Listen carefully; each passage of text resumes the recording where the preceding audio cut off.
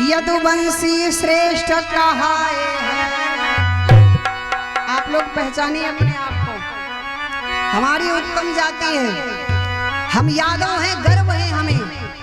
कहा पंडित जी बोले बात सुनो, यदुवंशी श्रेष्ठ कहाए हैं, और ये यादव वंश तुम्हारा है जिसमें मुरलीधर आए हैं।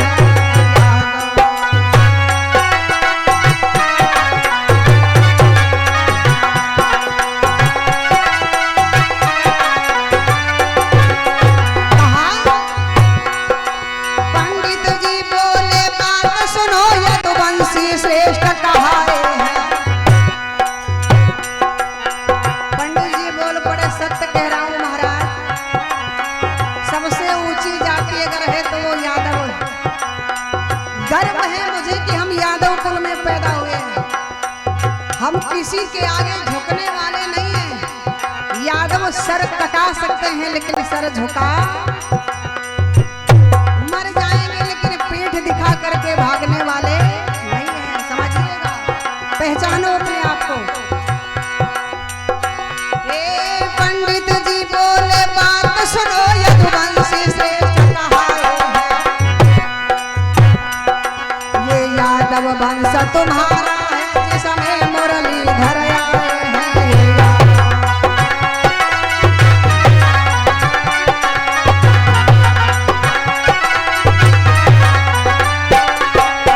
और कहा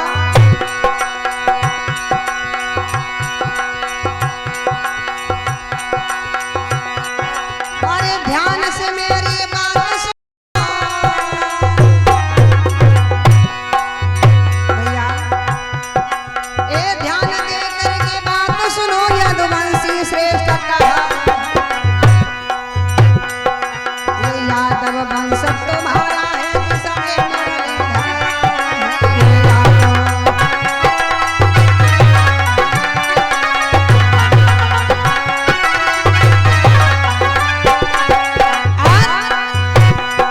अरे हाथ मार कर कहते हैं कि यादव अभी नगीना है। ध्यान से सुनिएगा। हाथ मार कर कहते हैं कि यादव अभी नगीना है, और यादव जाति में जो भेद करे वो बहुत ही बड़ा कमीना है।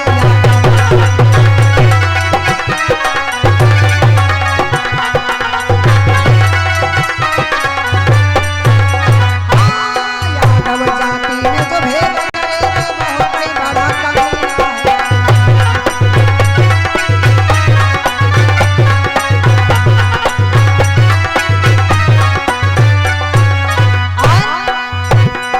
भोले बाबा से अर्ज हमारी विनती हमारे से, भोले बाबा से अर्ज हमारी विनती हमारे से ले। यादव कुल में भोले बाबा में जन्म दोबारा फिर दीजिए। यादव कुल में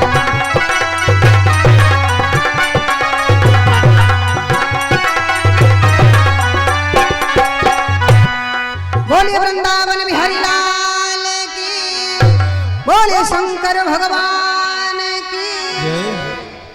महाराज ये यादव कुल जो हमारा है ये सबसे ऊंचा है महाराज, सबसे ऊंचा। अब आपको निवेदन करें, यादव कुल में एक राजा हुए जिनका नाम था नहुस। विचार करिएगा, महाराज नहुस के जो पुत्र थे, 6 पुत्र थे। उन 6 पुत्रों में से यति, ययाति, संयाति, अयति, वियति और कृति, ये 6 पुत्र थे। 6 पुत्रों में हम महाराज ययाति को लेकर के चल रहे हैं। राजा ययात जो थे, इनके 2 विवाह हुए थे। इनका पहला विवाह हुआ था देवयानी के साथ में। देवयानी जो थी वो शुक्राचार्य जी महाराज जो ब्राह्मण थे, उनकी पत्नी थी, उनकी बेटी थी देवयानी। शुक्राचार्य जी महाराज उनकी बेटी थी देवयानी। तो इनका विवाह जो था ययाति का देवयानी के साथ में हुआ, और ययाति महाराज का दूसरा विवाह जो था वो शर्मिष्ठा के साथ में हुआ, जो वृषपर्वा की कन्या थी। अब ध्यान से सुनिएगा, देवयानी जो थी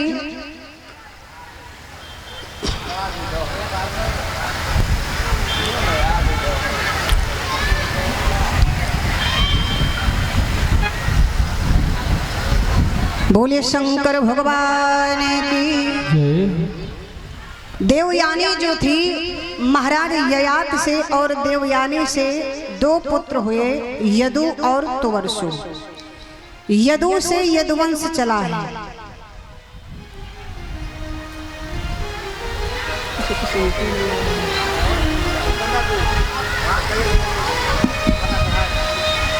बोले शंकर भगवान की, आदि शक्ति मैया की। महाराज यदु से यदुवंश चला है। यदुवंश में एक राजा हुए हैं जिनका नाम है विदर्भ। ध्यान दीजिएगा, महाराज विदर्भ ने कुछ समय तक राज्य किया। उसके बाद में महाराज विदर्भ के कई पीढ़ी के बाद में एक राजा हुए हैं भीमतत्व। ध्यान से सुनिएगा, भीमतत्व जिस समय राजा हुए, बड़े ही प्रतापी राजा थे, धर्मवान राजा थे, प्रजा को पुत्र के समान मानने वाले राजा। जिस समय भीमतत्व जो थे, उनके जो पुत्र थे महाराज, उनके जो पुत्र थे उनके नाम हम आपको संकेत करें। पहले जो पुत्र थे भाजी, दूसरे पुत्र का नाम था भजमान, तीसरे का दिव्य, चौथे का देवावृद्ध, और पांचवे का वृषणी, छठे का अंधक और सातवें का महाभोज। ये इनके 7 पुत्र थे। 7 पुत्रों में से हम वृषणी को लेकर के चल रहे हैं। वृषणी के 2 पुत्र हुए, इनका एक का नाम था देवमीड़ और एक का नाम था युद्धाजीत। अब जो देवमीड़ और युद्धाजीत थे, इन दोनों पुत्रों में से हम एक पुत्र को लेकर के चल रहे हैं जिनका नाम था देवमीड़। ध्यान दीजिएगा, महाराज देवमीड़ जो थे, इनका विवाह मंदिशा के साथ में हुआ। किसके साथ में? मंदिशा के साथ में। और महाराज देवमीड़ का दूसरा विवाह जो था वो वैश्यपर्णा के साथ में हुआ। अब देवमीड़ का जो पहला विवाह हुआ था जिनके साथ में, यानी मंदिशा के साथ में, तो इनसे जो थे 2 पुत्र हुए। एक का नाम था सूरसेन और एक का नाम था पारिजन। विचार करिए, एक का नाम था सूरसेन और एक का नाम था पारिजन। अब सूरसेन महाराज जो थे, इनके प्रथम पुत्र हुए हैं जिनका नाम है वसुदेव जी। इनके प्रथम पुत्र हुए जिनका नाम है वसुदेव जी। हाँ कि इनके पूरे 10 पुत्र दिखाए जा रहे हैं इनकी वंशावली में, लेकिन इनके जो प्रथम पुत्र थे जिनका नाम था वसुदेव जी महाराज। और वसुदेव जी महाराज का विवाह उग्रसेन महाराज के एक भाई थे जिनका नाम था देवक। देवक के एक बेटी थी जिसका नाम था देवकी। तो वसुदेव जी महाराज का विवाह देवकी के साथ में हुआ। और जब देवकी के साथ में विवाह हुआ, विवाह होने के बाद में जिस समय वसुदेव जी महाराज अपनी पत्नी देवकी को रथ में बिठा करके कंस जो था अपनी बहन को ससुराल भेजने के लिए जा रहा था, उसी समय आकाशवाणी हुई थी कि हे कंस, जिस अपनी बहन को तो इतनी शान के साथ में, इतनी प्रसन्नता के साथ में उसके ससुराल भेजने जा रहा है, उसी के गर्भ से जो 8वां पुत्र होगा वो तेरा काल होगा। जब कंस ने इस बात को सुना तो कंस को क्रोध आ गया और कंस ने क्या किया, अपना रथ को रोक दिया और रथ से नीचे कूद करके देवकी के केसों को पकड़ लिया और पकड़ करके रथ से नीचे पृथ्वी पर पटक दिया। जैसे रथ से नीचे पृथ्वी पर पटका, और मारने के लिए उस पर तलवार उठाई। वसुदेव जी महाराज हाथ जोड़ करके पूछने लगे कंस से कि एक बात बताइए, तुम क्यों मार रहे हो, अपनी बहन को क्यों मार रहे हो? जब सारी बात पूछी तो कंस ने कहा कि मैं इसको इसलिए मारना चाहता हूं क्योंकि इसके 8वें गर्भ से जो पुत्र होगा वो मेरा काल होगा, उसके हाथों मेरी मृत्यु है, इसलिए मैं इसे जीवित नहीं छोड़ूंगा। वसुदेव जी कहते हैं भला बताओ कौन ऐसा पति होगा जो अपने आगे अपनी पत्नी को मरता हुआ देखेगा? कोई पति होगा भैया ऐसा?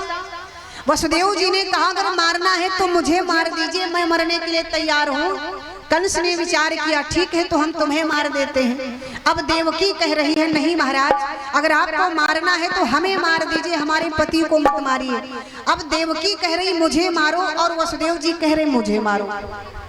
कंस ने कहा तुम दोनों मरना चाहते हो, दोनों में से एक को जरूर मारूंगा।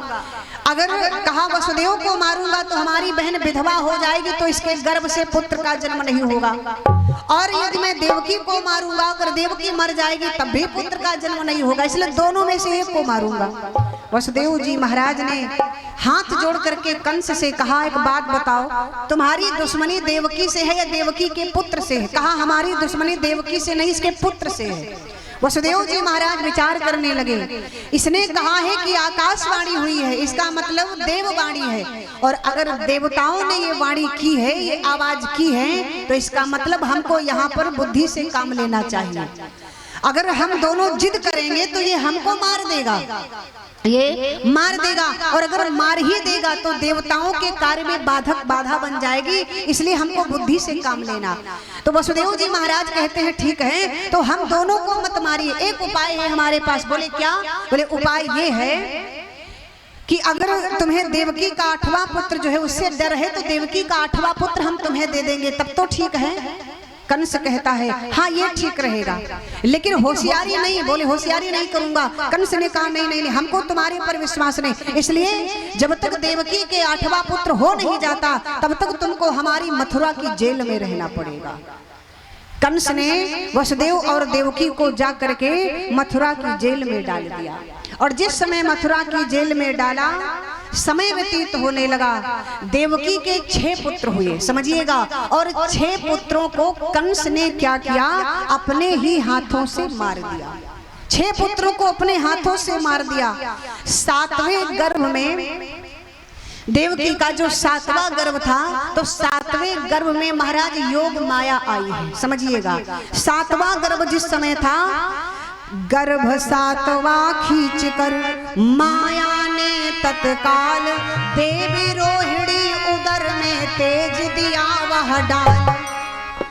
7वां जो गर्भ था देवकी का, माया के द्वारा उसको खींच करके वसुदेव जी महाराज की 2 दूसरी पत्नी थी जिनका नाम था रोहिणी, तो माया के द्वारा उस 7वें गर्भ को खींच करके देवी रोहिणी के उदर में पहुंचा दिया गया। समय आने पर उन्हीं रोहिणी के गर्भ से श्री बलदेव जी महाराज यानी एक पुत्र का जन्म हुआ जिनका नाम रखा गया श्री बलदेव जी महाराज। इस 7वें गर्भ से रोहिणी के गर्भ से बलदाऊ भैया का जन्म हुआ। एक बार जयकारा लगाएंगे, बोलिए बलदाऊ भैया की। लेकिन कंस को क्या बताया गया कि हमारा 7वां गर्भ जो था वो खंडित हो गया। वसुदेव जी महाराज और कंस को यही बताया गया कि 7वां गर्भ खंडित हो गया, लेकिन जब 8वां गर्भ आया तो 8वें गर्भ में देवकी के कौन आया है?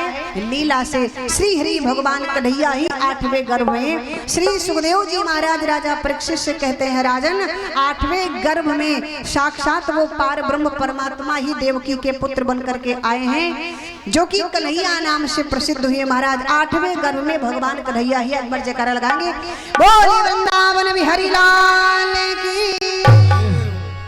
इसलिए भैया हमारे भगवान कन्हैया जो है योगी राज, हमारे भगवान कन्हैया हमारे यादव कुल में ही आए हैं, और हम आप सभी का जन्म यादव कुल में हुआ है, इसलिए हमारा जन्म उत्तम है, हमारा कुल उत्तम है। और जरा विचार करिएगा, हम लोग वैसे जो लिखा है हम वही कह रहे हैं, किसी पर कोई टीका टिप्पणी की बात नहीं है, लेकिन ब्राह्मण जो हैं हम उनको चरण नहीं छू सकते हैं, वो हमारे मन महाराज, हम उनके मन में हैं। क्योंकि शुक्राचार्य जी महाराज ब्राह्मण थे, उनकी बेटी देवयानी का विवाह यदु महाराज यानी ययाति के साथ में हुआ। इनसे जो पुत्र हुआ यदु, यहीं से यदुवंश चला है। तो अब बताइए क्या हम इनके चरण छू सकते हैं? बोलिए, चरण छू सकते हैं? चरण हम इनके नहीं छू सकते। अगर हम इनके चरण छुएंगे महाराज तो पाप लगेगा इनको, इसलिए चरण छूने की जरूरत नहीं है। हाथ जोड़ करके हम प्रणाम कर ले वो अलग बात है, पर हाथ महाराज चरण नहीं छूना, हम उनके मन में है भाई, हम कैसे चरण छू सकते हैं? और अगर वो चरण छुला रहे हैं तो वो जाने, उनका धर्म जाने, उनका कर्म जाने। इसलिए हम अभी जागरूक हो जाएं, अभी जाग जाएं। हम किसी से कम नहीं, हमारा यादव कुल किसी से कम नहीं। और सबसे बड़ी बात तो यही है कि हम उस कुल में आए जिस कुल में भगवान कन्हैया है। भगवान कन्हैया के ही, भगवान कन्हैया हमारे परबाबा रहे महाराज, विचार करिएगा। लेकिन हमको बताया क्या जा रहा है, ध्यान से सुनिएगा, हमको बताया क्या जा रहा है, हमारे ही बाबा पर बाबाओं की कथा को कह रहे हैं और साथ में हमको ही नीचा दिखा रहे हैं। बताओ, ऐसा करना चाहिए? नहीं करना चाहिए महाराज। अरे जिनकी कथा कह रहे वो हमारे ही तो पर बाबा रहे होंगे, वही तो हमारे पर बाबा, उनकी कथा कह करके आप अपना जीवन चला रहे हो। लेकिन उसके बाद में हमें को बुरा बता रहे हो, हमें को नीचा, हमें से चरण झुला रहे हो, बड़ी गलत बात है। इसलिए निवेदन यही रहेगा कि अभी जाग जाइए, अभी बहुत समय है, अब ज्यादा किसी की गुलामी करने की जरूरत नहीं है। हाँ, इसलिए समझ जाओ। इसलिए हम इस व्यासपीठ से बोले, क्योंकि हमको पता चला भी था कि यहाँ पर यादव बहुमूल्य है महाराज, बाहुल्य क्षेत्र है ना। चलिए बढ़िया है, जो भी है अच्छा है, लेकिन हम किसी की बुराई नहीं कर रहे, हम अपनी तरफ से कुछ बोल भी नहीं रहे हैं। अगर आपको शंका हो, यदुवंश पुराण जो है, यदुवंश दर्पण, आप उसकी पुस्तक मंगा लीजिएगा, अपने घर में इसको पढ़ लीजिएगा, तब आप मेरी बात को मानिएगा, अन्यथा मत मानिएगा। यहाँ तक यदुवंश दर्पण में लिखा है कि अगर हम यादव से कथा नहीं सुनेंगे तो हमारा कल्याण होने वाला नहीं है। बाकी हम चाहे जिससे कथा सुन लें, कल्याण नहीं होगा। इसलिए हम अपने यादव भाई से, यादव बहन से ही कथा को सुने, जिससे कि हमारा कल्याण हो सके। बोले वृंदावन बिहारी लाल की, आदि शक्ति मैया की, हनुमान जी महाराज की जयकारा। बढ़िया नहीं है महाराज, थोड़ा जयकारा तेज होना चाहिए। और एक हम ये सूचना और बता दें, वैसे तो आज कथा का विराम दिवस था, हमारी कथा का विराम दिवस था, लेकिन कमेटी के आदरणीय सम्मानी हमारे सभी दादा भैया लोग, हमारे अध्यक्ष जी निवास पर भी गए थे, जहाँ पे हम ठहरे हुए, हमारे रजनीश यादव भैया जी के वहाँ, और सभी कमेटी के भैया लोग और भी सभी की तरफ से एक निवेदन आया था कि एक दिन के लिए हम और कथा बढ़ा दें। तो कल के लिए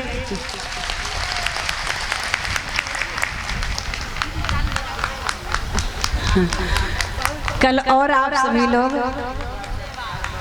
हमारे मुखार बिंदु से कल और सभी लोग कथा का आनंद लेंगे।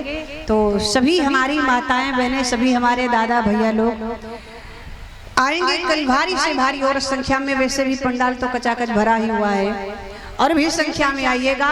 और कल हमारे मुखारबिंद से कल और कथा सुन करके अपने मानव जीवन को धन्य बनाएंगे। बोलिए वृंदावन बिहारी लाल की, बोलिए शंकर भगवान की।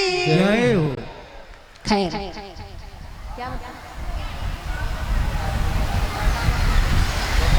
आज भी समय महाराज बढ़वा रहे हैं 9:30 बजे तक, ठीक है।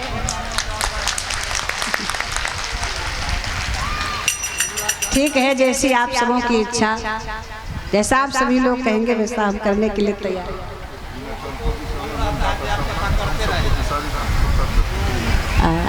थोड़ा समय दे,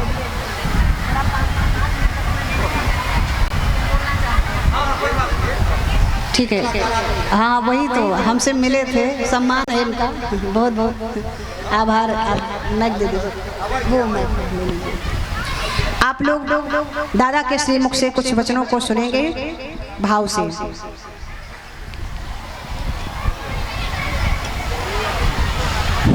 हेलो हेलो हेलो, बहुत बहुत धन्यवाद। देखिए, हम अपनी कथा न कुछ कहने आए हैं, ना हम व्यथा कहने आए हैं। हम भी सुनने आए हैं जैसे आप सुनने आए हैं। नहीं, बैठिए, आप बैठिए। ठीक है, लोग देख रहे हैं। तो हम भी आज कथा के शौक और अपने कथावाचक जिनका नाम सुनने के बाद मैं इनसे पूर्व से यूट्यूब चैनल से तो मैं विशेष रूप से परिचित था, लेकिन डायरेक्ट परिचय में नहीं थे। लेकिन हमारे लोग जब इनको यहाँ आमंत्रित किए, मुझे मालूम हुआ, तो मैं उसी श्रद्धा से कथा सुनने के लिए मैं यहाँ आया। ईश्वर ने कुछ रत्न बड़े अनमोल बनाए हैं। ईश्वर ने कुछ रत्न बड़े अनमोल बनाए हैं। उन कुछ रत्नों में एक रत्न आज हमारे बीच आए हैं और हमें गौरव है। कम से कम मुझे, मैं अपनी बात कहता हूँ, मुझे गौरव हुआ इस बात के लिए। और अभी इन्होंने जो यदुकुल यदुवंश की कथा कही, विशेष मैं दूर नहीं जाऊंगा, तो बोलने के लिए फिर घंटा 2 घंटा हम बोल सकते हैं, लेकिन मैं सपोर्ट करता हूं इस बात का कि इन्होंने जो बात यदुवंश के लिए कही, अपने तरफ से एक बात भी नहीं कही है। पुस्तक की बात है, यदुवंश दर्पण की बात इन्होंने की। अब मैं यदुवंश दर्पण को भी मैं कहता हूं आप छोड़िए। भागवत पुराण आप कथा कहवाते हैं ना जी, भागवत पुराण में ये कथा भी आया है। भागवत पुराण में एक कथा है, 9वां स्कंद 23वां अध्याय श्लोक नंबर 19। आप ख्याल कर ले, जो मैं कह रहा हूं अपनी तरफ से नहीं कह रहा हूं, या हमारी छोटी बहन जो कह रही है अपने तरफ से नहीं कही है, ये शास्त्र की बात कही है, कोई जातिवाद नहीं की है। भागवत पुराण के 23वां अध्याय 9वां स्कंद श्लोक नंबर 19 में लिखा हुआ है कि यदुर्वंश नरः श्रुत्वा सर्व पाप प्रमुच्यते। यदुवंशियों की कथा सुनने से सब पापों से मुक्ति मिल जाती है। ये भागवत में लिखा हुआ है, अन्यत्र नहीं। जिनको खोजना है पुस्तक में खोज लीजिए, आप देख लीजिए। और किन्हीं के लिए ऐसा नहीं लिखा गया, किसी भी शास्त्र में किसी जाति के लिए नहीं लिखा गया, सिर्फ यदुवंश के लिखा गया। भगवान राम सूर्य वंश में आए, लेकिन ऐसा नहीं है कि उन्होंने कहा कि मैं राजपूत हूं, मैं ब्राह्मण हूं, मैं फलाना हूं, ऐसा कहीं नहीं वर्णन है, कहीं नहीं। लेकिन भगवान कृष्ण यदुकुल में आए। एक दो पुस्तक नहीं, हजारों पुस्तक में वर्णित है कि यदुवंश नाम से वो आए, अन्यत्र दूसरे नाम से नहीं आए, यदुकुल में आए हैं। इसलिए हमें गौरव है, और खास करके हमारी मनोरमा बहन, इसके लिए गौरव है कि आप हमारे क्षेत्र में आए, हमारे गौरव को आपने बढ़ाया। हम सारे क्षेत्र की ओर से, अपने जिला की ओर से, अपने दर्शकों की ओर से, अपने समाज की ओर से, अपनी ओर से आपका हार्दिक वंदन, अभिनंदन और चंदन करते हैं और बहुत बहुत धन्यवाद देते हैं। और पुनः आशा करते हैं कि आप हमारे बीच बार बार पधारिए, आइए और सत्य बातों से लोग को दर्शन कराइए, झूठ से नहीं। बहुत हम लोग ठगे जा रहे हैं, झूठे बातों से बहुत ठगे जा रहे हैं हम लोग। सत्य बात को जानिए और सत्य पे चलिए और धर्म ग्रंथ को देखिए। चलिए, विशेष समय नहीं, कहने को बहुत कुछ बातें हैं, लेकिन मैं उतना समय नहीं लूंगा आप सबों का, क्योंकि समय बड़ा अमूल्य है। तो हम तो चाहेंगे कि थोड़ी देर कथा और बढ़ाइए ना रे, आज और कल की तो बात है, फिर मौका कहाँ है, फिर जीवन में नहीं मिलता है बार बार ये समय नहीं आता है कि हमको ऐसा मौका मिले। इसलिए समय है और मिला है, और इससे आप लोग फायदा उठाइए जितना अधिक से अधिक हो सके। कि सब आदमी बड़ा जुट करके एकदम सर्वेंद्र जी, तो क्या क्या करना है। आज हमारे बीच श्री श्री 1008 महारुद्र महायज्ञ एवं शिव प्राण प्रतिष्ठा के बीच कथा चल रहा है। दीदी मनोरमा सिंह यादव जी द्वारा श्री रामचरितमानस एवं भागवत कथा का मिश्रण अमृत के रूप में चल रहा है। और इस बीच हम सबों के चहेता और प्रसिद्ध नाल वादक भी हैं, अलाउंसर भी हैं, डॉक्टर बाबुल जी, जो मोहती नगर जलालपुर से चल के आए हैं और इस एज में 72 लगभग 72 वर्ष से ऊपर इनका उम्र है। और इस बीच में हम लोगों को उत्साहित करने के लिए आए हैं, इसलिए कमेटी की ओर से और आप तमाम क्षेत्रवासी की ओर से हार्दिक बधाई एवं शुभकामना। अब हम एक कमेटी की ओर से हम चाहेंगे कि सुधांशु जी, कोई बात नहीं, सुधांशु जी के मामा जी हैं जो कोषाध्यक्ष हैं कमेटी के, तो उनके तरफ से और कमेटी के तरफ से स्वागत अभिनंदन डॉक्टर बाबुल जी को।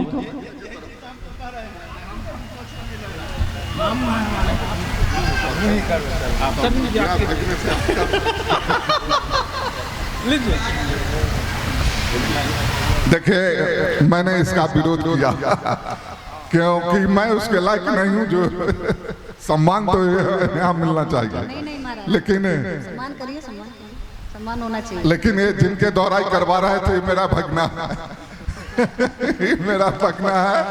और सर्वेंदु जी इस जग के अध्यक्ष हैं और जितने समिति के लोग हैं या जिन लोगों के द्वारा यह जग हो रहा है, काबिल तारीफ है। आप लोगों ने बड़ा ही मेहनत से बड़ी सुंदर व्यवस्था की है, बहुत सुंदर। अफसोस इस बात का है कि मुझे शुरू से यहाँ रहना चाहिए, लेकिन नहीं मौका मिला, क्योंकि मैं भी कार्यरत इतना हूँ, बिहार सरकार के भी कलाकार के काम में इतना न बाहर रहते हैं। जब मौका मिला आ गए हैं, कोशिश करेंगे जो दीदी अभी अनाउंस किया है जो कल भी रहेगी, तो और मैं कल भी आने का प्रयास करूंगा और उनके कथा श्रवण करने का प्रयास करूंगा। बहुत बहुत धन्यवाद। आइए सर्वेंदु जी,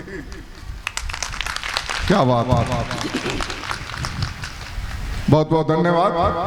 अब चलिए कथा का आनंद हम लोग लेंगे और इस अमृतमय वाणी में, अमृतमय समुद्र में, गंगा में नहाने से नहीं होगा। गंगा में नहाओगे तो डूब भी सकते हो, अगर इस कथा में नहा लिए तो तर जाओगे। यहाँ डूबना नहीं है, गंगा में आप डूब सकते हैं, मर जा सकते हैं, लेकिन इस गंगा में नहाने से आप तर जाओगे, उबर जाओगे। इसलिए प्यार दीजिए और प्यार लीजिए। हम अपने मनोरमा सिंह जी यादव के प्रति अपना स्नेह व्यक्त करते हुए और यही कहते हैं कि प्यार में बड़ी ताकत है दुनिया को झुकाने की, प्यार में बड़ी ताकत है दुनिया को झुकाने की, वरना क्या जरूरत थी राम को जूठे बैर खाने की। क्या बात। आइए अब आप जी, अब अध्यक्ष हमारे सर्वेंदु जी हमारे कथावाच का मनोरमा जी को सम्मानित कर रहे हैं अंग वस्त्र के साथ। मनोरमा जी, आप एक बात कहेंगे कि ये अंग वस्त्र हमारे मिथिला का और हमारे मिथिला की परंपरा है और मिथिला की माता जानकी हमारी बहन है। आप आए हैं अयोध्या से, बनारस से आप आए हैं, आप आए हैं राम जी के पक्ष से, है ना। राम जी हमारे, हम लोगों के बहनोई लग जाएंगे हमारे रिश्ता से, हम मिथिलावासी हैं। हम रामचंद्र जी के बहन आप होइएगा, है ना हमारे बहनोई के बहन है ना। आज हमारे बीच आए हैं तो हमने इनका अभिनंदन किया है। अंग वस्त्र के साथ मिथिला का ये अंग वस्त्र बड़ा ही महत्वपूर्ण। बहुत बहुत धन्यवाद। कथा का आनंद लें और इसी तरह कल और अधिक संख्या में, अंतिम दिन है कल, विश्राम का अंतिम दिन नहीं, विश्राम का दिन है कल, तो अधिक से अधिक संख्या में आइए। और एगो चीज दीदी कही है कि बिना दक्षिणा का कोई जग सफल नहीं होता। जग हो, भोजन हो, जो कुछ भी हो, आप एक हफ्ता से 9 दिन से कथा चल रही है और 9 दिन से गुरु माना है आपने, इनको माना है ना जी। और ये गुरु पद, ये गद्दी जो है बड़ा महत्वपूर्ण है, इसकी कोई तुलना नहीं होती व्यास गद्दी की। और इस गद्दी से गुरु मान के आपने कुछ सीखा है 9 दिनों से, तो आपका भी फल फर्ज बनता है कि दक्षिणा बिना दे 9 दिन का फल आपको नहीं मिलने वाला। इसलिए कल अंतिम दिन भी जिनसे जो श्रद्धा हो हमारे गुरुजी को मानते हुए और अपना श्रद्धा सुमन जो आपको श्रद्धा हो, उसमें दबाव नहीं है, और नहीं श्रद्धा हो तभी ऐसा ना जो 9 दिन सुन ले बिहान जाबे ना कर तो हमारा देवे के न करत पैसा, ऐसा नहीं दीजिए, मंजूर है, लेकिन कथा में जरूर आइए। लेकिन फर्ज बनता है जो दक्षिणा करें, सारे लोग करें, 10 रुपया करना है करें, लेकिन करें। आइए कथा आगे हम लोग आनंद लें, फिर विशेष कल बातें होगी।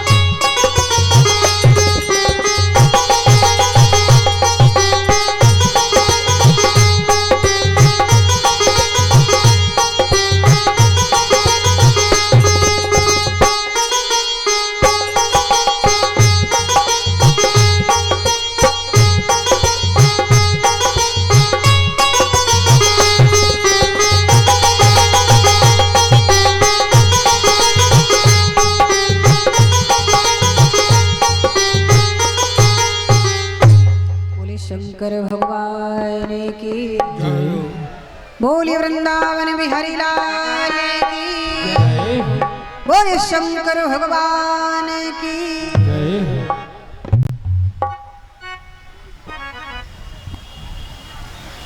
अभी हमारे बीच में पधारे हुए सम्मानीय दादाजी आप सभी लोगों के बीच में, देखिए उत्साह बढ़ाने वाला भी बड़ा होता है। जैसे कोई तालाब में डूब रहा हो, समझिएगा, कोई तालाब में डूब रहा हो, उसने सारी ताकत लगा दी हो और अब उसका हौसला जो है डाउन हो गया हो कि अब नहीं, अब तो डूब ही जाना है। लेकिन अगर तालाब के बाहर खड़ा हुआ व्यक्ति एक बात कह दे कि भैया तू घबराना नहीं, मैं आ रहा हूँ, तू घबराना नहीं, मैं आ रहा हूँ, अभी तो बाहर निकल आएगा, अरे अभी तो मैं आ गया, मैं आ गया, तो डूबने वाले का हौसला बुलंद हो जाता है। वो सोच चुका है कि अब मैं डूब जाऊंगा, लेकिन अगर कोई उत्साह दे देता है, हौसला बढ़ा देता है, तो वही डूबने वाला व्यक्ति उसके हौसले के बल तालाब से बाहर आ जाता है। तो हौसला बहुत बड़ी बात होती है। दादाजी ने इस व्यास मंच पर आकर के हमारा और भी हौसला बढ़ाया और आप सभी लोगों ने हमारा हौसला बढ़ाया। आप सबों की तरफ से बड़ा ही पावर मिला है मुझे। हाँ, हम तो पावर ही कहेंगे हमारे। और जब तक हाथ में पावर नहीं होता है तब तक हम कुछ करने वाले नहीं है। जहाँ पावर हाथ में आया फिर क्या कहना। तो आप सबों की तरफ से, सम्मानीय हमारे दादाजी की तरफ से पावर मिला है मुझे। अब तो देखो बोलना है, डरना है ही नहीं, डरते हम वैसे भी नहीं महाराज, और अब तो और भी नहीं डरना है। आप सब मेरे साथ हो। क्या डरना है? सत्य बोलने से डरने की जरूरत सत्य बोलिए महाराज। उसके पीछे अगर कोई दुर्घटना भी घट जाती है तो अफसोस नहीं होगा कि हम सत्य बोले तो हमारे साथ ही ऐसा हुआ, अफसोस नहीं होगा, बल्कि और गौरव होगा, अपनी मौत पर भी गौरव होगा महाराज। लेकिन झूठ का सहारा लेकर के अगर हम बच करके घूम रहे तो इसका कोई मतलब नहीं है। इसलिए सत्य बोलिए और वही बोलिए जो प्रमाणित है। ऐसा नहीं कि हम इधर उधर से कुछ आपको इधर उधर से बका दे, इधर उधर से बता दे, नहीं, ये नहीं ठीक है। वो बात बोलिए जहां पर आप पकड़े न जाओ। कोई कह भी दे तो उसको प्रमाण दे दो, है ना। और हमारी माताएं बहनें आप सबों की अभी इनको भी बोल दे, नहीं तो ये कहेंगे सब उधर ही पावर है, इधर कुछ नहीं है। हमारी माताओं बहनों की तरफ से भी बड़ा पावर है भाई। आप सबों ने हमें पावर दे। ये आप लोग खड़ी हो, बैठ जाओ भाई, बताइए क्या भक्ति है जागी भगवान की। खड़े खड़े हमारी माताएं बहनें कथा सुने, बताओ बैठने भर की जगह नहीं बची, खड़े खड़े माताएं कथा सुन रही। धन्य हो आप। भोले बाबा आप सभी के ऊपर बड़ी कृपा बनाए रखें, हमेशा भगवान भोलेनाथ भंडार भरते रहे। हमारे दादा लोग भी खड़े हुए, भैया लोग भी खड़े हुए हैं। हम सभी के लिए भगवान भोलेनाथ से प्रार्थना करेंगे, बाबा इनके सबके घर में भंडार भरते रहिएगा, कभी किसी चीज की जीवन में कमी ना होने पाए। ये सब आपकी शरण में है। और जब हम भगवान की शरण में चले जाते हैं तो फिर हमको किसी चीज की चिंता करने की जरूरत नहीं है। बेटे को अगर कुछ चाहिए तो वो पिता के चरण में चला जाता है, पिता के पास बैठ जाएगा, पिताजी ये चाहिए। अब पिता जाने कहां से लाना, क्या करना वो जाने। उसी प्रकार से हम लोग भोले बाबा के दरबार में बैठे हैं, वो हमारे पिता हैं, देवाधिदेव महादेव। उनके यहाँ तो कमी तो है नहीं, खुद बेचारे शमशान में पड़े रहते, लेकिन हम सबों को बड़ा आशीर्वाद, बड़ा धन प्रदान करते हैं। उनके अपने पास देखा जाए तो कुछ नहीं, पर भक्तों पर बड़ी कृपा करते हैं।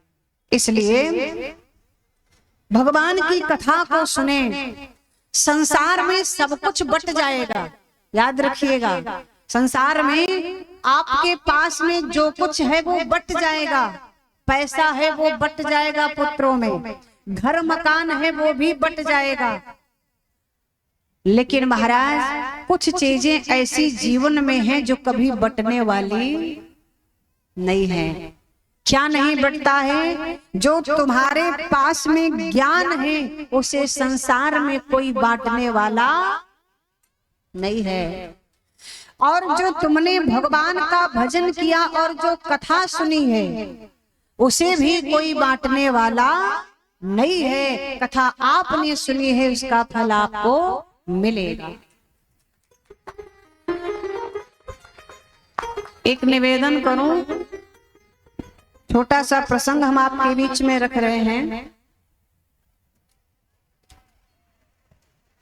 रत्नाकर का नाम आप सबों ने सुना होगा। रत्नाकर बहुत बड़ा डाकू था।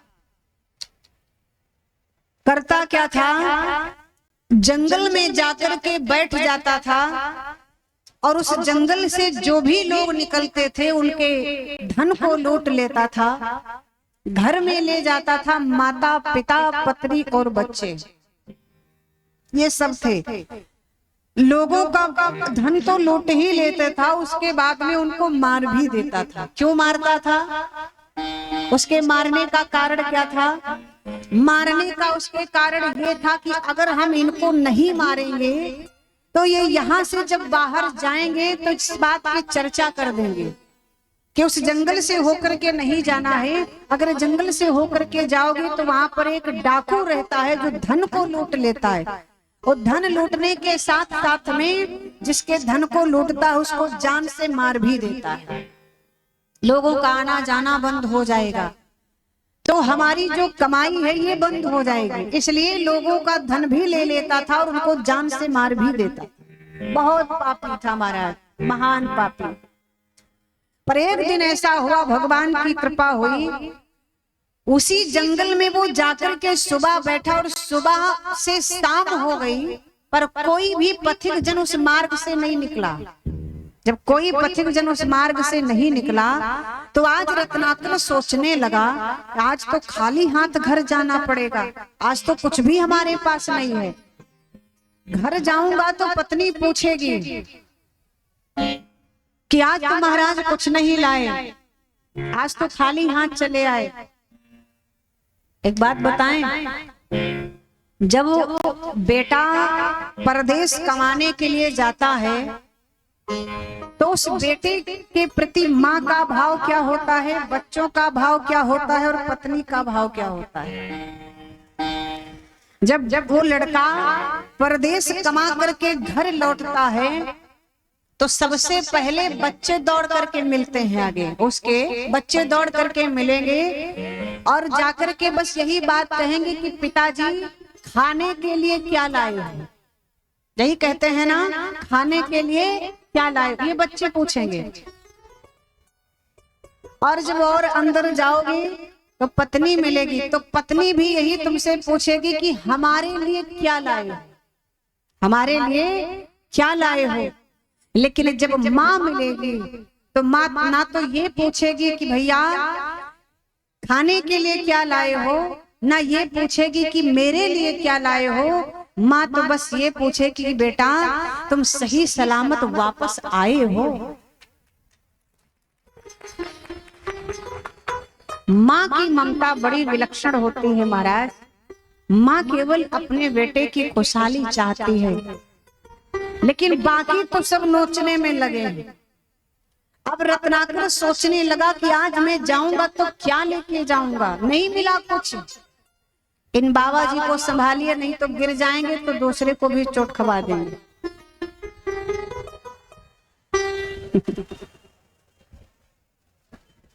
बोले शंकर भगवान की।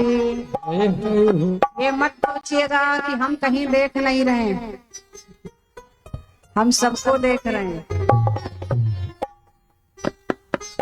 रत्नाकर जब शाम हो गई, कुछ नहीं मिला, लेकिन फिर क्या देखा कि उसी मार्ग से सप्तऋषि आ रहे हैं। संकेत मिल गया, एक बार मुनि सत बिलोकी, एक बार मुनि सत बिलोकी, उनके लिए कितना करोगी।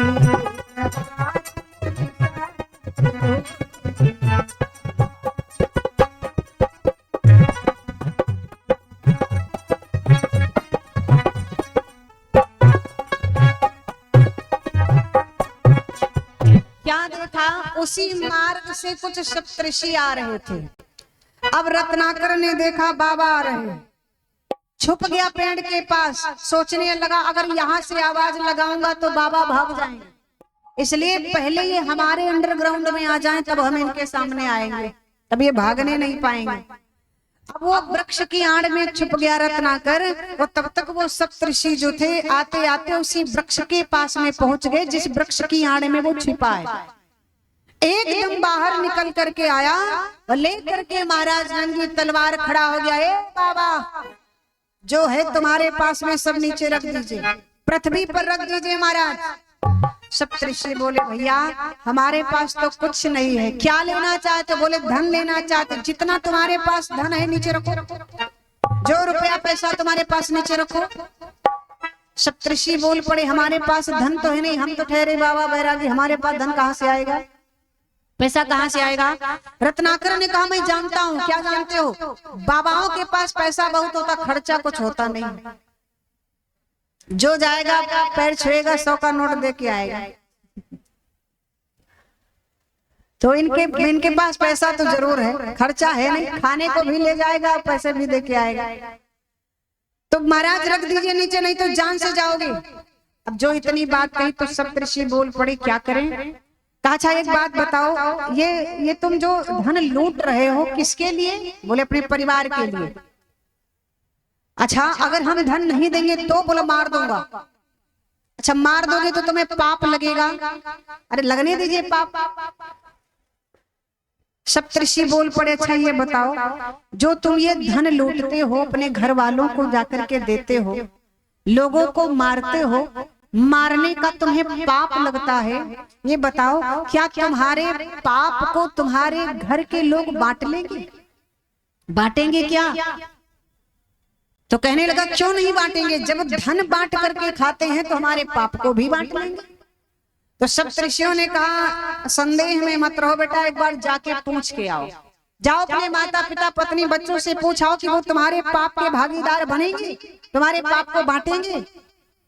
तो रत्नाकर ने कहा वाह वाह वाह वाह, तुम्हारे जैसे बाबा न जाने कितने आए और कितने चले गए, अब तुम आए हो हमको पढ़ाने। बोले हम पढ़ा नहीं रहे हैं। कहा तुम समझ रहे हो कि हम अपने माता पिता पत्नी बच्चों से पूछने चले जाएं और तब तक आप यहाँ से भाग जाओ? आज वैसे भी टका से भेंट नहीं हुई है महाराज, वो आप ही मिले हो और आपको ऐसे जाने दे? नहीं। सप्तऋषियों ने कहा अगर तुम्हें विश्वास ना हो तो हमको वृक्ष से बांध दीजिए तब चले जाओ, लेकिन पूछ के आओ। रत्नाकर ने सप्तऋषियों की बात मान ली, वृक्ष से बांध दिया और पूछने चला गया। जब पूछने गया तो जैसे ही पहुंचा है घर में तो माता पिता ने देखा, तो पिता ने कहा कि बेटा आज कुछ लाए नहीं है। पिता भी कभी कभी स्वार्थी बन जाता है। आज कुछ लाए नहीं हो? कहा लाया हूं। तो दिखाई नहीं दे रहा है। कहा एक बात पूछने आया हूं, अगर बात सत्य बताओगे तो आज इतना धन लाऊंगा, इतना धन लाऊंगा कि कहने भर की बात नहीं। पूछो। यहाँ नहीं, घर के अंदर चलो। पिता को घर के अंदर ले गया, माँ को घर के अंदर ले गया। पत्नी मिली, आज महाराज खाली हाथ आ गए। अरे लाऊंगा धन, लेकिन एक बात पूछने आया हूँ। बच्चों ने भी वही बात कही, पिताजी आज तो खाली हाथ आए, रोज तो बढ़िया खूब लेके आते थे।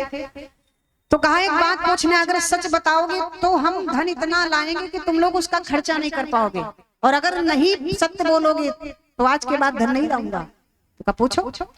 और जैसे कहा पूछो, तो सबसे पहले रत्नाकर ने क्या किया, अपने पिताजी से पूछा। कहा पिताजी एक बात बताओ, जो पाप कर्म करके हम धन लाते हैं उसका भोग आप भोगते हो? बोले हाँ। तो क्या जो पाप कर्म मैं कर रहा हूँ, क्या मेरे पाप के हिस्सेदार बनोगे? क्या मेरे पाप को बांटोगे? पिता ने कहा देखो बेटा, पाप तुम करते हो, उस पाप का भोग तुम्हें ही भोगना पड़ेगा, हम तुम्हारे पाप के भागीदार नहीं बनेंगे। अब जितने पिता बैठे हैं लगभग सभी होंगे, तो सोच लीजिएगा महाराज, अपना संसार में कोई पाप बांटने वाला नहीं है, और हम परिवार के लिए न जाने किन प्रकारों से धन को लाते हैं। पिता ने कहा हम तुम्हारे पाप के भागीदार नहीं। माँ से पूछा, माँ ने भी जवाब दे दिया बेटा हम तुम्हारे पाप के भागीदार नहीं बनेंगे। सोचा पत्नी से पूछे, क्योंकि पत्नी तो विवाह करके आई हमारे साथ में, ये तो जरूर हमारी बात मानेगी। तो पत्नी से पूछा, देवी तुम बताओ। पत्नी ने कहा कहती तनय उदर भर लीजिए और आपन पाप भोग तुम लीजिए। तुम जो धन लाते उससे मैं अपना पेट जरूर भरती हूँ, उदर माने पेट, मैं अपना पेट जरूर भरती हूँ, लेकिन हम तुम्हारे पाप के भागीदार नहीं बनेंगे। बच्चों से पूछा, बच्चों ने भी जवाब दे दिया नहीं पिताजी हम तुम्हारे पाप के भागीदार नहीं बनेंगे।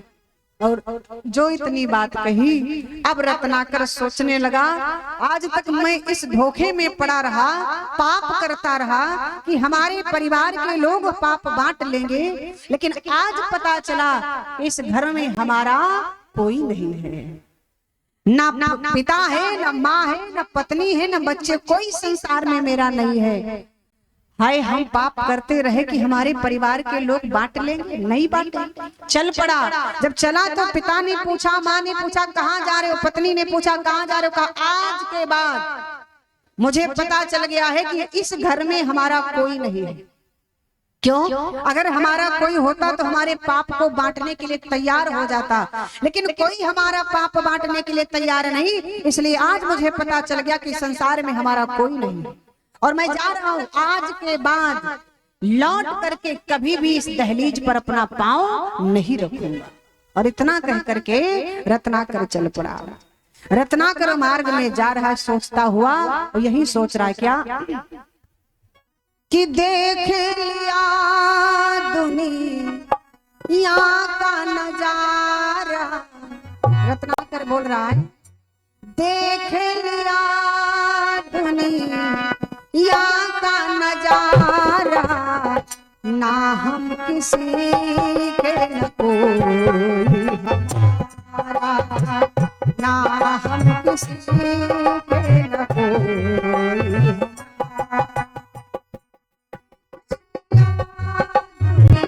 दुनिया का नजारा, देख लिया दुनिया का नजारा, ना हम किसी के कोई हमारा, ना हम किसी के कोई हमारा।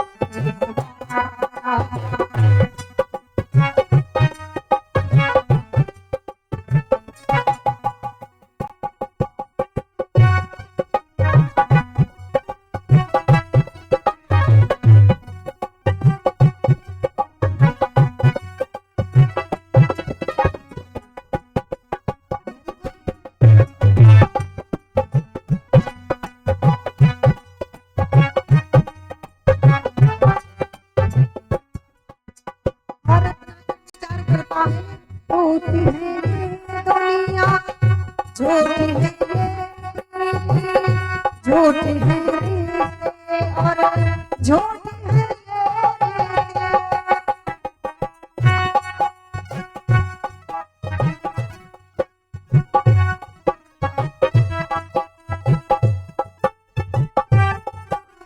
हाँ झूठी है दुनिया, झूठी है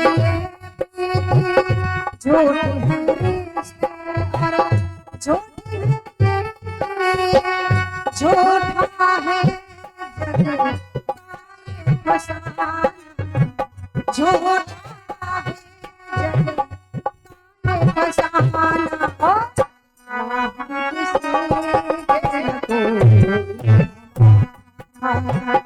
ना हम किसी के कोई हमारा।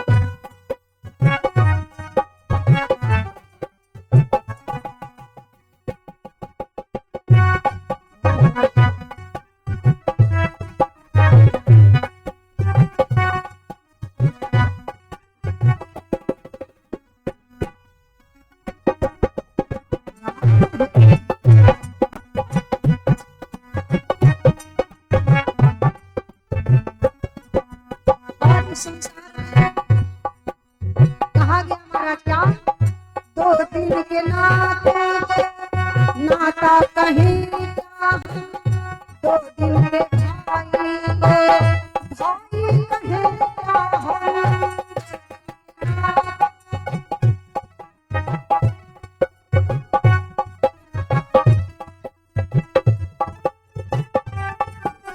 हाँ दो दिन के नाते नाता कहीं क्या हम, दो दिन के भाई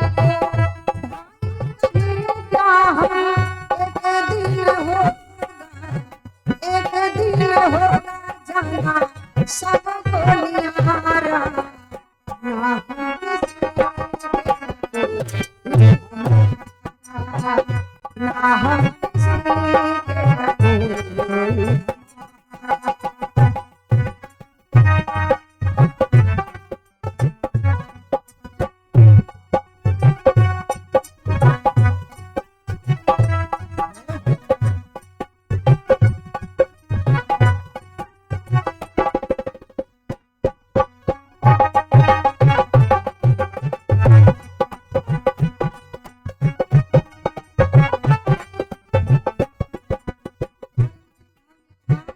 क्या बन के होता है राजा और रानी, क्या बन के होता है सेठ और सिपाही।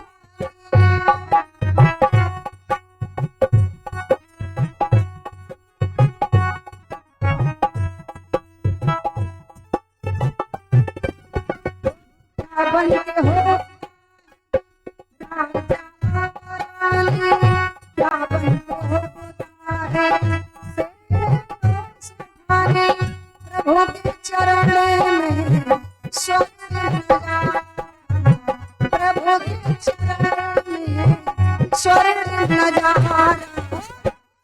हम किसी के न कोई, ना हम किसी के कोई।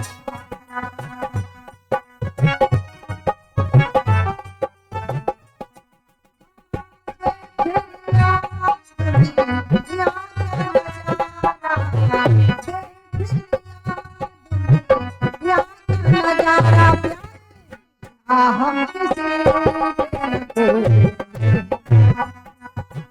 हम किसी के न कोई।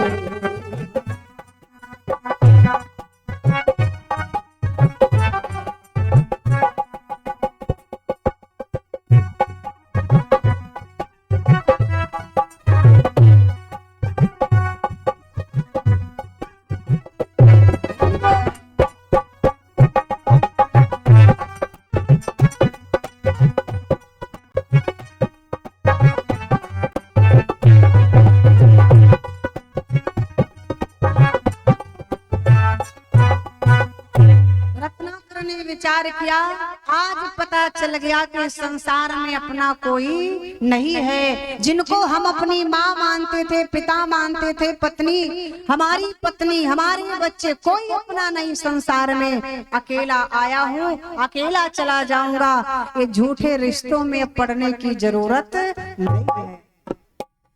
रत्नाकर उसी क्षण अपने घर परिवार को छोड़ दिया, सप्तऋषियों के पास में पहुंचा और कहता, महाराज मुझे क्षमा कर दीजिए, आपकी बात बिल्कुल सत्य है। हमारे घर के लोग हमारा पाप बांटने के लिए तैयार नहीं हैं। सप्तऋषियों ने कहा, अच्छा तो अब हम तुम्हें एक बात बताएं। कहा, महाराज आप बात में बताओ, हमारी बात पहले सुनो। कहा, तुम बताओ। रत्नाकर ने कहा, महाराज ये बताओ, जो हमने पाप किए हैं वो पाप हमारे कैसे समाप्त होंगे, वो पाप हमारे कैसे कटेंगे, कैसे दूर होंगे, वो पाप मुझे ना भोगने पड़े महाराज। तो उसी समय सप्तऋषियों ने कहा कि तुम ऐसा करो, हम तुम्हें एक मंत्र दे रहे हैं, तुम उसी मंत्र का जाप करो। बोले बताइए। कहा, तुम केवल राम राम कहो, राम मंत्र का जाप करो। छोटा सा नाम है, साधारण सीधा नाम है, इसी नाम का जाप करो।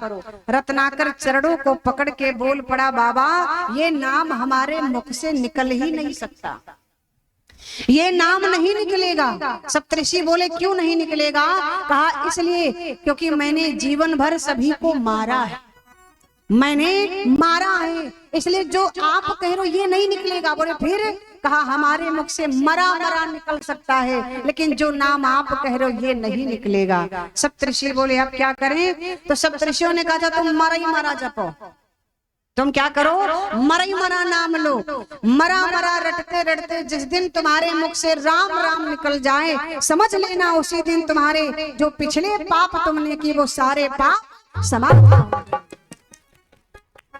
क्योंकि जब जीवन के पाप समाप्त होते हैं तब राम का नाम मुख से निकल पाता है महाराज। रत्नाकर से जब इतना कहा और इतना कह करके सप्तऋषि वहां से चले गए। अब तो रत्नाकर मरा मरा जपने लगा भैया।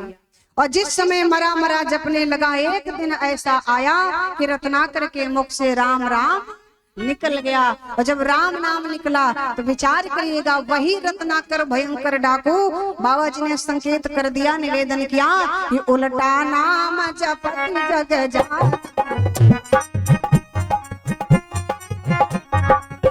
राम नाम तो सीधा है, लेकिन अगर कोई मरा कह रहा है तो उल्टा हुआ ना। राम का नाम रा से अगर प्रारंभ किया जाए, माँ पर उतारा जाए तो सीधा है, लेकिन अगर माँ से प्रारंभ किया जाए और रा पर उतारा जाए तो उल्टा हो गया ना। लेकिन रत्नाकर ने उल्टा ही नाम जपा। कहा, उल्टा नाम जपति जग जाना, वाल्मीकि का भय ब्रह्म समाना।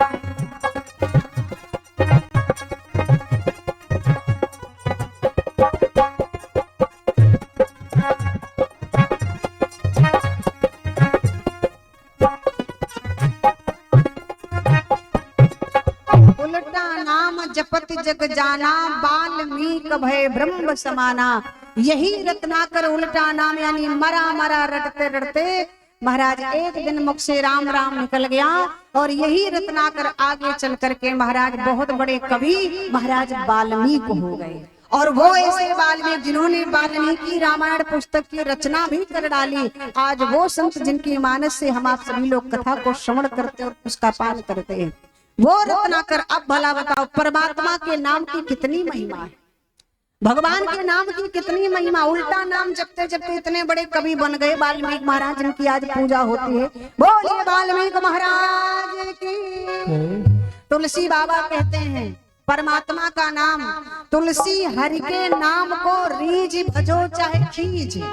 रीझ मतलब प्रसन्न होकर के, और खींच मतलब नाराज होकर के। भगवान का नाम लीजिए, चाहे प्रसन्न होकर के लीजिए, चाहे नाराज होकर के लीजिए, लेकिन नाम लीजिए। तुलसी बाबा कह रहे हैं तुलसी हरि के नाम को रीझ भजो चाहे खींच, और खेत पड़े पर जाम है उल्टो सीधो भी। खेत में अगर जाकर के बिया पड़ गया तो चाहे वो उल्टा गिर जाए चाहे सीधा गिर जाए, खेत में वो जम जाए। जम जाएगा कि नहीं जम जाएगा? जम जाएगा ना। उसी प्रकार से भगवान का नाम चाहे प्रसन्न होकर के जपो चाहे नाराज होकर के जपो, कल्याण करेगा। क्या करेगा? कल्याण करेगा। इसलिए ना राम राम बन पाए तो मरा ही मरा तुम हो लोग रटो। लेकिन नहीं, रत्नाकर के जीवन में पाप था, आप सबके जीवन में पाप नहीं पूर्ण आत्मा, इसलिए हम सभी लोग सीधा नाम बोलेंगे। आओ धीरे धीरे समय भी अपने परिधि को पार कर रहा, 2 बार राम नाम ले लिया जाए। मेरे मन में भी राम, जिनके मन में हो राम तो बोलिएगा, ना हो तो जबरदस्ती नहीं है। हाँ, मान लीजिए किसी का मन ना हो बोलने का, तो हम काहे जबरदस्ती करें महाराज? तो जिसके मन में राम हो वो रह ही नहीं पाएगा भैया। जिसके हृदय में परमात्मा का जरा सा भी भाव होगा वो रह ही नहीं पाएगा। वो तो ताली बजाएगा, गाएगा, चाहे वो हमारी माताएं बहनें हो, चाहे वो हमारे भैया। प्रशंसा करनी चाहिए महाराज। इसलिए सभी लोग भाव से मेरे मन में भी राम। हाँ बोलो बोलो। मेरे तन में भी राम, रोम रोम में समाया मेरा राम है।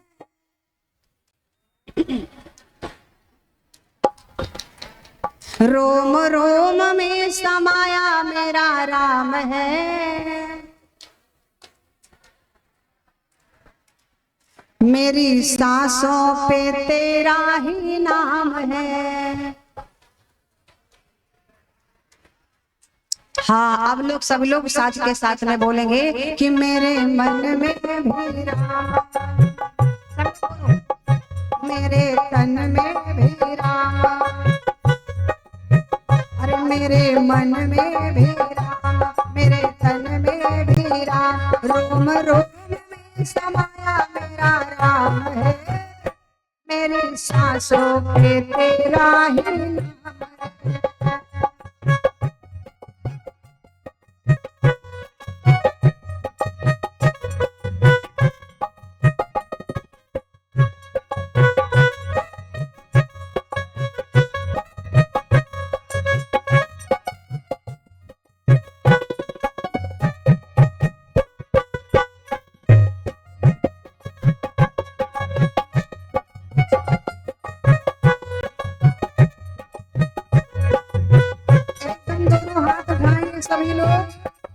सब लोग हाथ उठाइएगा, सभी हमारे दादा लोग भैया लोग।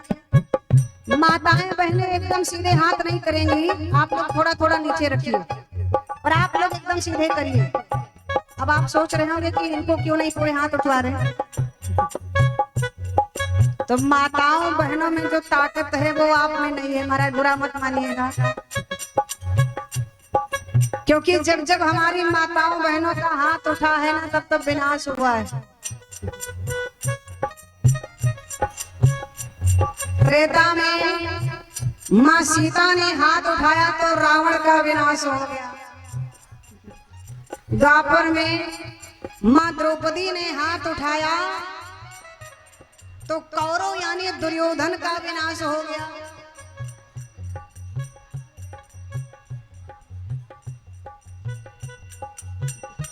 बड़ा प्यारा बच्चा है।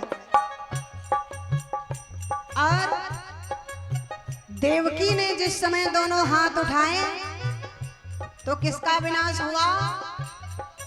कंस का विनाश हो गया। इसलिए निवेदन है आप लोग पूरे हाथ मत उठाइएगा।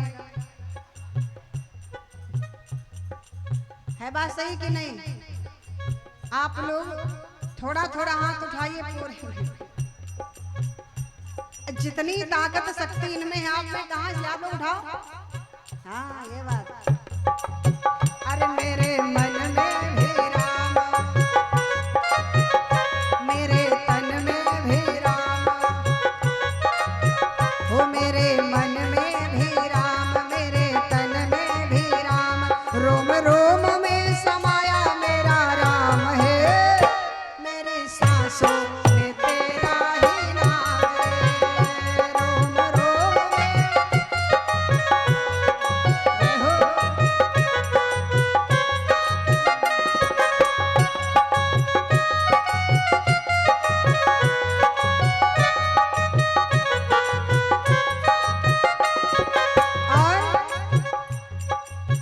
और जैसे चंदा में राम,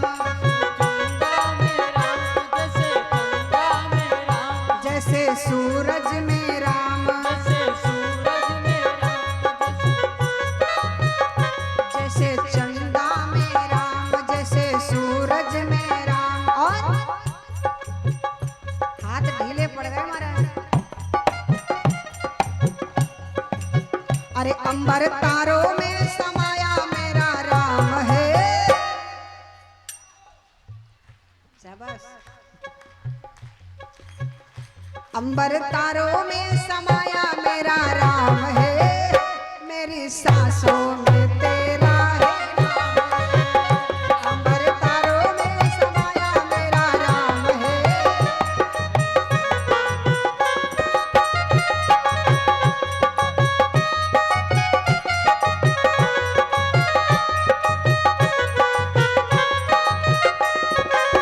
और किसके राम हैं?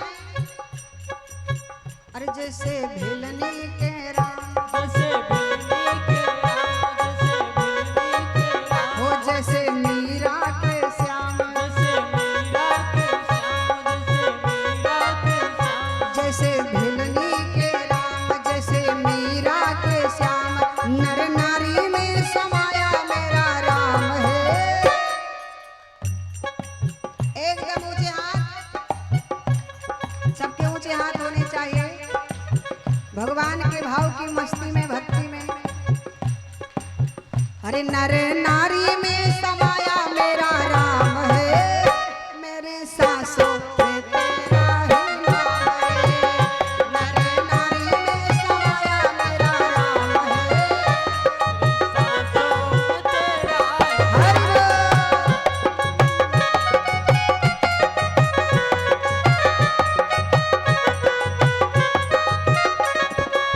ओ तेरे तन में भी राम,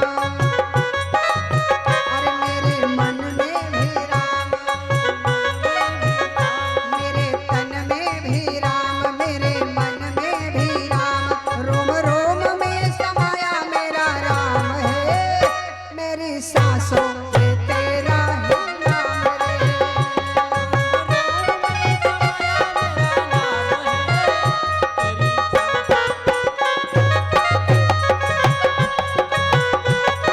जय हो।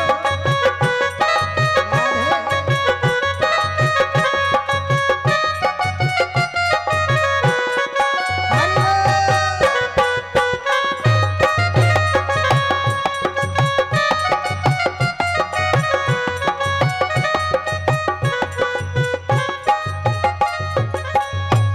बोलिए श्री रामचंद्र भगवान की, बोलिए वृंदावन बिहारी लाल की, बोलिए शंकर भगवान की, बोल सच्चे दरबार की।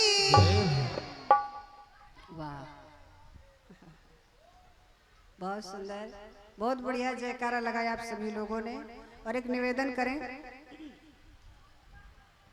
कुछ दादा भैया लोग पूछ रहे थे कि यहाँ से आगामी जो कथाएं होंगी वो कैसे सुनने को मिलेंगी, तो हम आपको निवेदन कर दें, हमारे नाम से यूट्यूब चैनल चल रहा है आचार्य दीदी मनोरमा सिंह यादव शास्त्री जी। आप अपने यूट्यूब पे सर्च करिएगा, उस पे आ जाएगा, और जब आ जाए तो चैनल को सब्सक्राइब कर लीजिएगा, बेल आइकन ऑल कर लीजिए, ताकि जहां पर भी कथाएं होंगी, क्योंकि डेली कास्ट चलता है, लाइव हमेशा चलता है, तो जहां पर हमारी आगामी कार्यक्रम होंगे, कथाएं होंगी, तो उनके नोटिफिकेशन आपके मोबाइल पर आते रहेंगे। तो आप सभी लोग अग्रिम कथाओं का आनंद लेते रहेंगे कथा के माध्यम से। इसलिए हम आपको सूचना करें, क्योंकि हम सोचे एक एक को बताएंगे तो कैसे काम चलेगा, इसलिए हम व्यासपीठ से ही बोल देते हैं, तो सबके पास में सूचना पहुंच जाएगी। बोलिए शंकर भगवान की, बोलिए वृंदावन बिहारी लाल की, बोल बम बोल बम बोल बम, बोल बम का नारा है, बोल बम का नारा है, बोल बम का नारा है। बाबा की नगरी दूर है, बाबा की नगरी दूर है, बाबा की नगरी दूर है। बोलिए शंकर भगवान की। क्या बात है, आनंद आ गया। चलिए आप सभी लोग खड़े हो जाएंगे भगवान की पावना।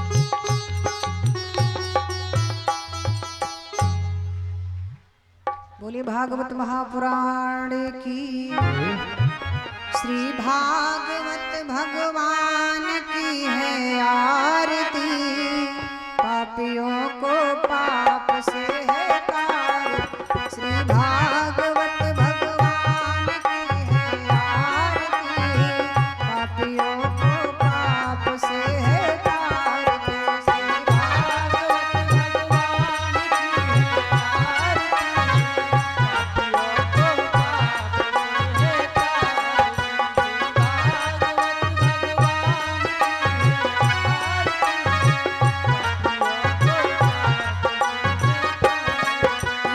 अमर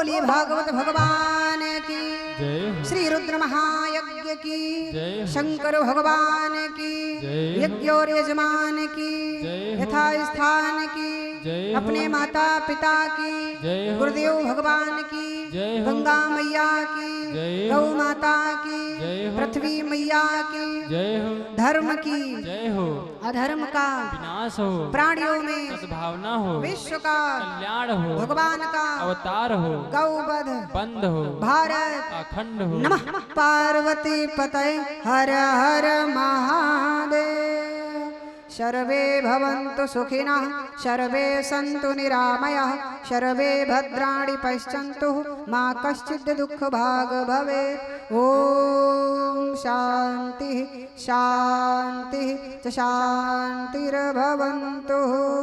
शंभु। आप सभी माताएं बहनें भैया दादा लोग अपने अपने यथा स्थान पर बैठ जाएंगे। सभी के पास में आरती आएगी, सब लोग आरती का दर्शन करेंगे। सब लोग बैठ जाइए, सभी माताएं बहनें दादा भैया सब लोग बैठ जाओ।